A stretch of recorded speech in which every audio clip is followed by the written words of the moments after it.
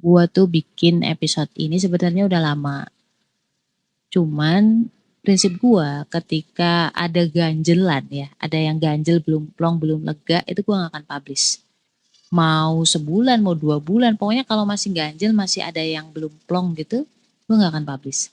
Makanya teman-teman mohon baik sangkanya, kadang-kadang mungkin ada orang yang udah nanya, ternyata jawabannya belum kejawab. Malah jawaban dari pertanyaan orang lain yang sebenarnya baru-baru aja itu udah dijawab melalui podcast gua. Karena pertanggungjawaban gue tuh bukan hanya ke lu. Lebih cenderung gue mikirnya adalah ini tanggung jawab gue sama Allah nantinya gitu. Jadi kalau misalkan ada ganjelan, itu sebenarnya pertanda dari Allah, ntar dulu gitu. Pertanyaan dari Billy 17736028873. Ya, panjang ya. Menikah memang gak selalu mudah untuk semua orang, Mbak. Contohnya saya, udah 10 tahun hijrah, berdoa minta jodoh, belum dikasih-kasih. Padahal pengen banget nikah dan punya anak 3 atau 4. Gimana coba? Gue gak ngobrol sama penanya, gue juga gak tahu persis kondisinya seperti apa, akar masalahnya seperti apa, kenapa tidak nyaman dalam masa penantiannya, itu kan kita nggak tahu ya. Ada orang yang nggak nyaman dalam masa penantian karena omongan tetangga atau misalkan omongan dari ibunya atau omongan dari orang tuanya, itu kita kan nggak pernah tahu. Karena masing-masing orang akar masalahnya akan berbeda-beda, tergantung dari karakternya masing-masing. Jadi gini, gue tuh dari kecil itu orangnya kan ogah-ogahan. Ya, emak gue tuh tahu banget gitu warak lagi. Watak gue gitu kan. Mau ngomong watak sama karakter digabung jadi warak kayak. Assalamualaikum. Gimana kabar lo? Alhamdulillah. Apakah lo lagi ngerasa kesepian atau sendirian? Kenalin, gue Ria Marliana, teman healing lo di podcast Self Healing. Di sini kita bakal ngobrol bagaimana sih belajar berdamai dengan luka, tentu aja atas izin Allah Subhanahu wa taala. Semoga Allah sembuhkan lukamu, ringankan bebanmu dan kuatkan hatimu. Pas kecil, gue tuh gak mau ranking 1. Menurut gue tuh gak penting juga ranking 1 ya. Tapi menurut mamaku, ranking 1 itu penting. Intinya biar lo belajar lah gitu kan. Caranya apa? Ibu gue itu selalu bilang gini, kalau kamu ranking 1, nanti mama ajak ke pantai. Atau nanti mama beliin ini, nanti mama beliin itu.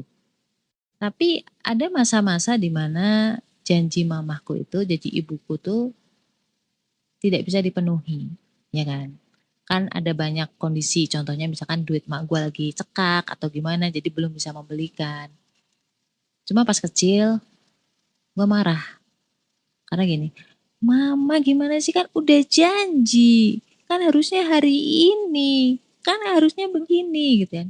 Akhirnya gue membesar. Apa ya, mendewasa gitu ya. Membesar kayak asumsinya kayak badan gue tambah gendut gitu ya. Akhirnya gue mendewasa dengan watak yang transaksional. Tapi sisi positifnya adalah orang-orang kayak gue itu orang-orang yang punya sisi manajerial, keinginan untuk memanage sesuatu. Kalau udah punya keinginan, harus dapat gimana pun caranya, harus beres sesuai dengan waktu yang kita mau. Itu. Sampai ketika ketemu calon suami waktu itu. Repotnya di sini. Saya maunya yang ini ya Allah. Enggak mau pokoknya yang ini. Udah dicoba nih digagalin sama Allah ibaratnya. Ada banyak ganjalan, ada banyak halangan gitu ya. Gue terabas itu semua. Ya setelah perjuangan berdarah-darah, ya sakit waktu itu. Tapi karena gue mau, ya jadi gak kerasa sakitnya kan. Yang penting gue dapat itu loh. Ya, itu sebutannya apa ya? Mungkin sebutannya obses atau ambis, gue gak tahu lah. Bodo amat sama sebutan kalau gue lah. Dan finally gue dapat. We're married. Tapi memang ujiannya jadi berat banget. Masya Allah gitu. Ketika itu pun Allah tetap menolong gue. Setelah melewati ujian itu, alhamdulillah banyak hikmah yang gue dapat. Itu kayak seolah-olah tuh gue kuliah atau sekolah, gue tuh mau akselerasi, ya kan?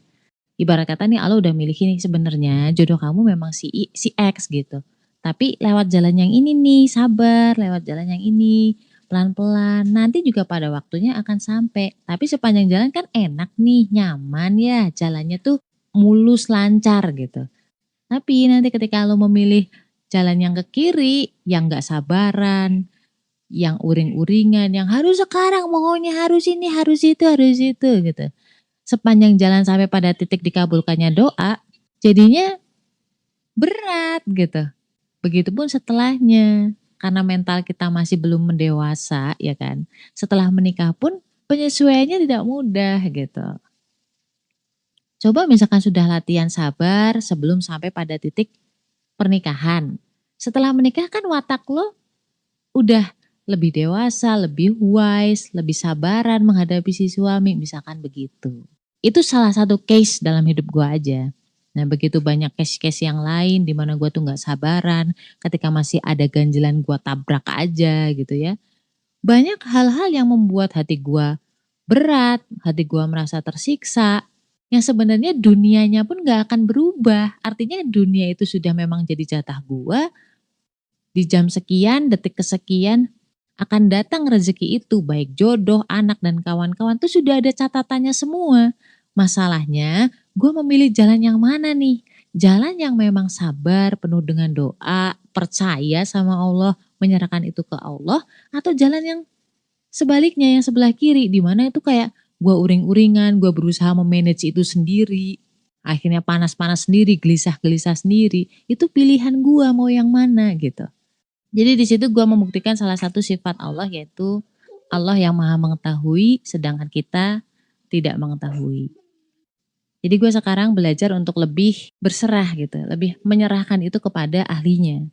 Jangankan kok hidup gitu, kita mau bikin rumah aja, itu kita percayakan kepada ahlinya. Arsiteknya siapa, tukang pembangunan, developernya siapa, pemborongnya siapa gitu kan. Ya Allah, untuk rumah saja kita itu menyerahkan kepada ahlinya. Bagaimana ke kehidupan kita? Kehidupan itu gak cuma dunia loh, tapi kehidupan dunia dan juga di akhirat. Siapa lagi ahlinya? Siapa lagi yang tahu itu semua kalau bukan Allah, ya kan? Jadi gue lebih tenang di situ.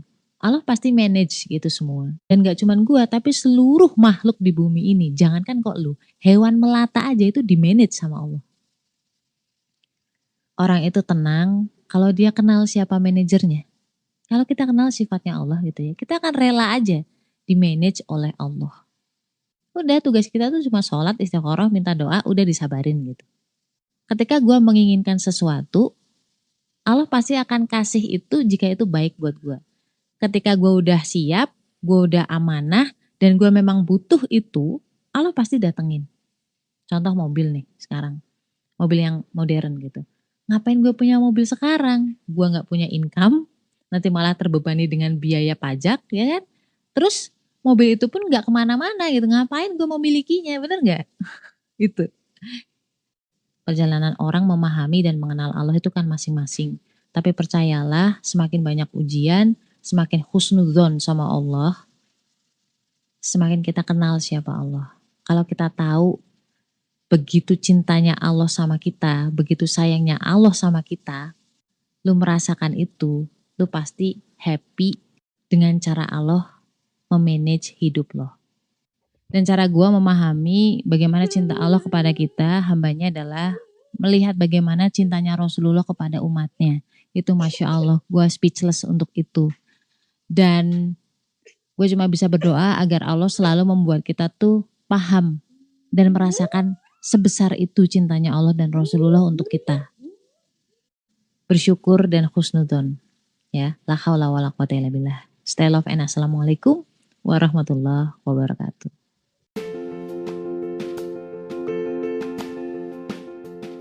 Kenapa sih golongan darah B itu pelupa, susah banget ingat nama? Orangnya juga cuek, gak pekaan, gak perhatian. Kenapa coba? Bedah itu semua dari buku cerita tentang karakter golongan darah B dengan judul Beauty in a Beast. Order sekarang, link di bio ya. Imam Ahmad itu menikah di usia berapa? 40 tahun. 40 tahun baru nikah. Dan pernikahan beliau salah satu pernikahan yang paling ikonik di dalam peradaban dunia Islam. Luar biasa. Gak pernah ribut sama istri beliau. Gak pernah ribut sama istri beliau. 40 tahun. Dan beliau katakan, saya mendapatkan manfaat besar ketika Allah kasih jodoh saya di usia 40 tahun. Itu poin. Jadi poinnya itu bukan tentang waktu, cepat atau lambat, tapi apakah diberkahi Allah apa tidak.